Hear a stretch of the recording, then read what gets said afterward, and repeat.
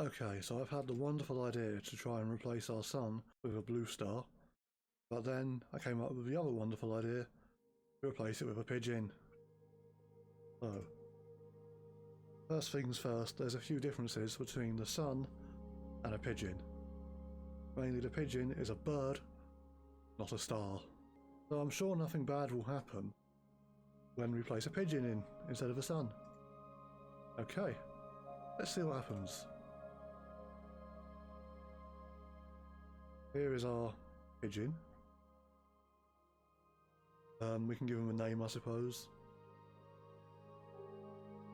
But he is now supposed to take on the role of a sun. He's nowhere near as massive as the sun, so that's a bit of a problem. But let's zoom out and see how things are looking.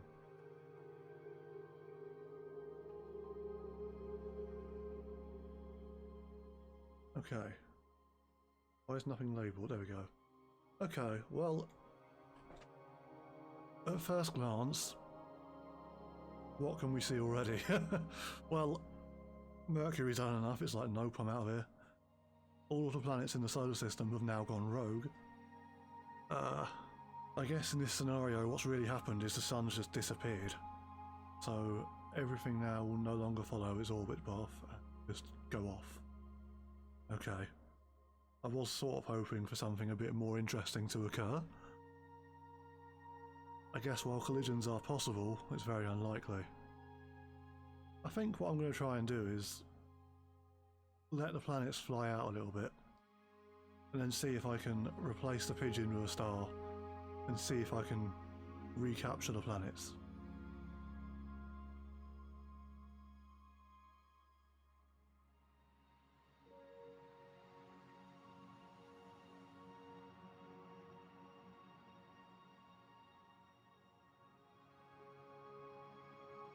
I'm quite impressed at how far Mercury's travelled already, though. It's really on its way out. Right. Let's turn the pigeon back into a star of some sort. I'm not going to turn it into the sun, but a star of some description. How massive is this star? Good enough. Let's see what's happened then.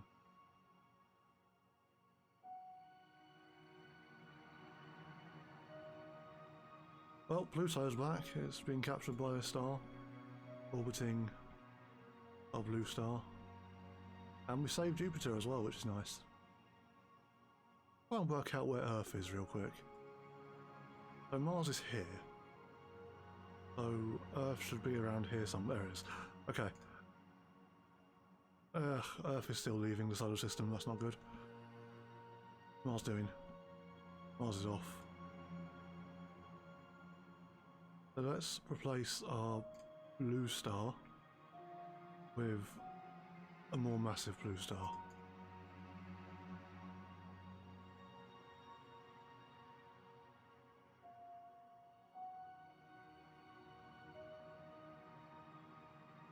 Now what happens?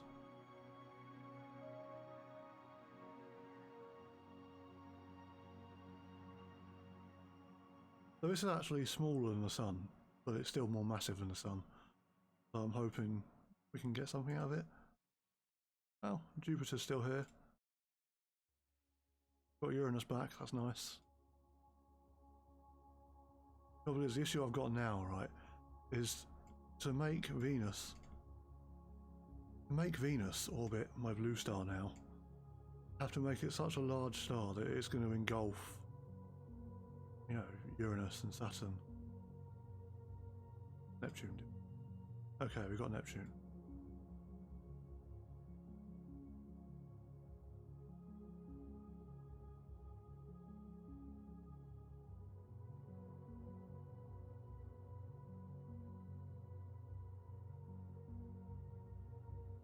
So interestingly, replacing the sun with a pigeon for a few days has made Earth just irretrievable. See if I can find a more massive star.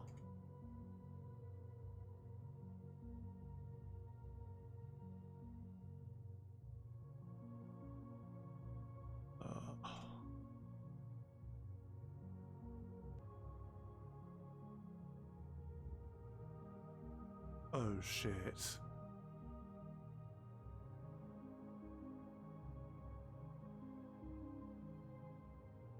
That was also the wrong choice of star.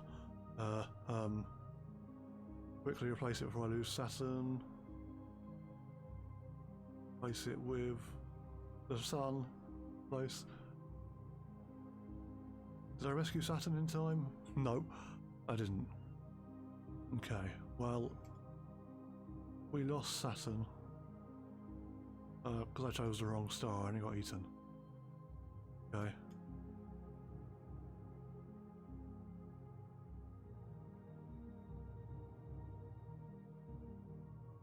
Yeah, I ran out of ideas really of what to do with the Pigeon.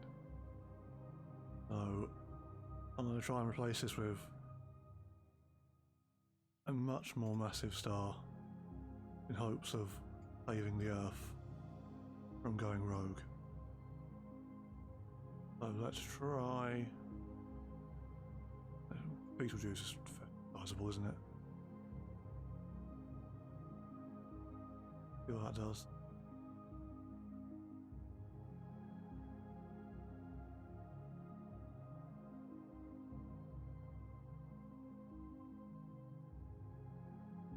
I have to say though, I don't think a star of any size now will make either of these planets orbit Beetlejuice. It's just going to eat them. But what I'm doing to try and save Earth here is pull it back with Beetlejuice, and I'll replace it with a smaller star when it gets here. I enjoy playing this game, in case you couldn't tell.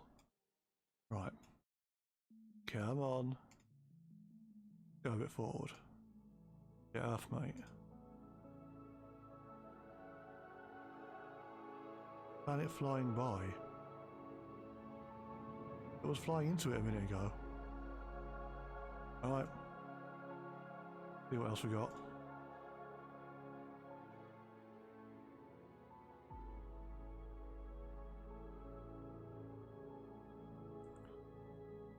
Go. I replaced it with Canis Majoris, which is a bit of a more sizable star, you could say. And Earth is still on the way out. I think the only thing then that's going to be strong enough to retrieve Earth at this point is going to be a black hole.